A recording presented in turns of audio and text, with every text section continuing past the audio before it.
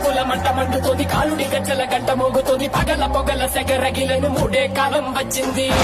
నెలకు రాలిపోయే వేళ, దిక్కులు అన్ని పేలిపోయే వేళ, సింగపు నడకల సింగారి రూపాన మృత్యువు వచ్చింది.